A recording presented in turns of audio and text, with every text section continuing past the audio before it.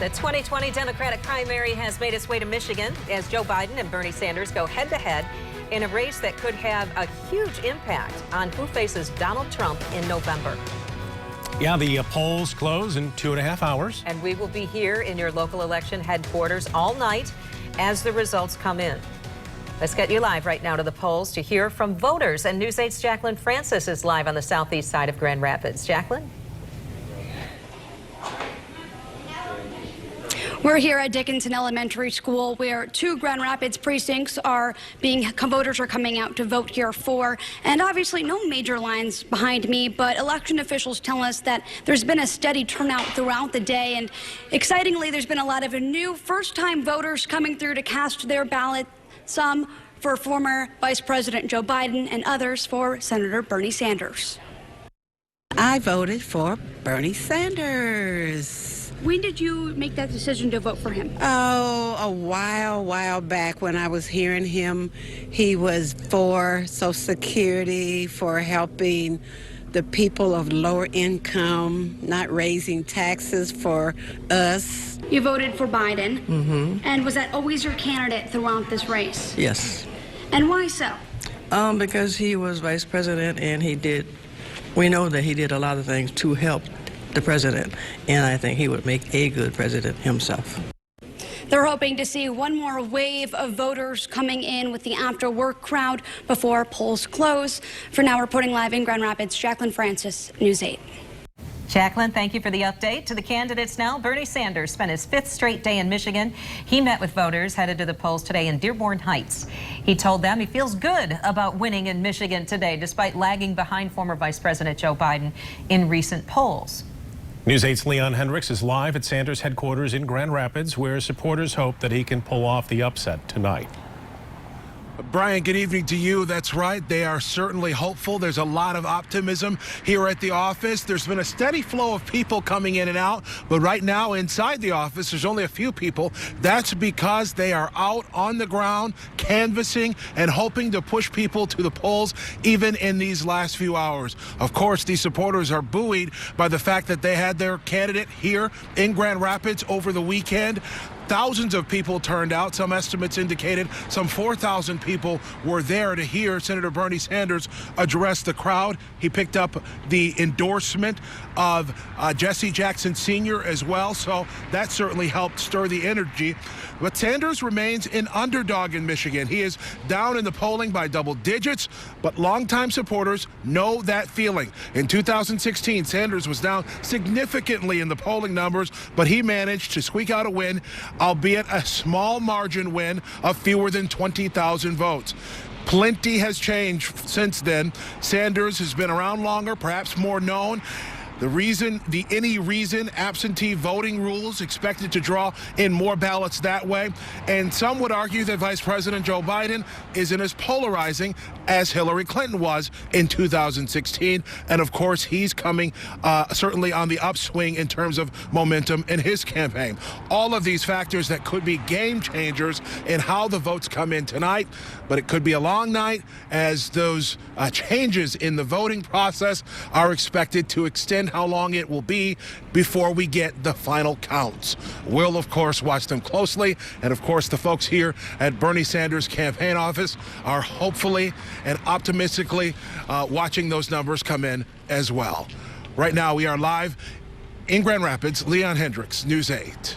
Okay, we'll be following it. Leon, thank you. Joe Biden toured an auto plant this morning in Detroit, telling union members there that he was the best pick to be president. During that stop, he did get into a bit of an argument with one worker over gun rights. News 8's Lindsay McComal here now to show us what happened. Well, Brian and Stu, as Biden was taking pictures and shaking hands with workers, one of them questioned him on the Second Amendment and assault weapons. The employee brings up a viral video he says he saw online accusing the former vice president of wanting to take away Second Amendment rights. Biden quickly interrupts that worker, saying he has not made such claims at all. Now, he also said that he supports the Second Amendment. I did not say that. It's a viral video like the other ones you're putting out there. They're saying they're lying. Now, other workers and members of Biden's team break up that heated moment. Biden eventually moves on from it. Now, he has canceled his rally in Cleveland tonight because of coronavirus concerns. His supporters in Michigan are gathering at a party in Detroit. We'll take you there live coming up on the 7 on 8. Brian. All right, Lindsay, thank you. And the eyes of the nation, of course, will be on Michigan to see who we pick in the Democratic field. The polls show that Joe Biden, again, has a double-digit lead coming into tonight. And earlier today, I had a chance to speak with NBC News senior political editor Mark Murray from Washington. And I began by asking if Bernie could defy the polls tonight. We've been here before. It was just 4 years ago when the polling showed Hillary Clinton with a double-digit lead over Bernie Sanders, and Bernie Sanders pulled off the shocking upset. One thing to actually believe the polling, at least right now, is that it's just not the Michigan polling that has Joe Biden ahead. The national polling also has him with a very big surge after his victories in South Carolina on Super Tuesday last week. And if you're leading nationally by double digits, you have to assume that maybe you're also probably up in Michigan and other states in the Midwest. But my advice to all your viewers and everyone is let's just count the votes and see how they come in later tonight. Mark, Michigan obviously enjoying swing state status heading into the general in 2020. What kinds of things will you be paying attention to in the aftermath of tonight's vote? What data do you want to see as far as identifying trends going into November? Yeah, I think there are two things that I'm worth noting, and that is Joe Biden actually overperforming Hillary Clinton, particularly among white working class voters. It was always kind of a sign in retrospect that Hillary Clinton had some problems in Michigan, given her underperformance versus Bernie Sanders back in 2016. The other thing I'm looking for is seeing how Bernie Sanders fares. And, you know, he did very well among white working class voters in the state of Michigan in 2016. But so far in a lot of states, and I'm talking about the Massachusetts, the Minnesotas, Bernie Sanders hasn't been as strong, and so I'm going to be looking to see if that trend also continues. And hanging over all of this, Mark, obviously, is the coronavirus outbreak. Is it still too early to try to figure out how this will trend going into the general election?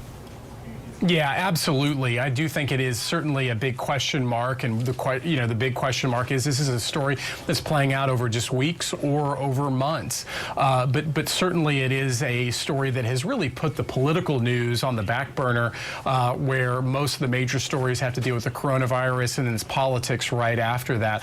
I will say that some of the data does show that Joe Biden might be getting a little bit of a bump from the coronavirus news. There was a CNN poll that showed that voters preferred him by 42 points over who is better to handle a major crisis, Joe Biden or Bernie Sanders. So we'll see if that continues into tonight's contest. All right. Always interesting. Mark Murray live from Washington tonight. Mark, thank you.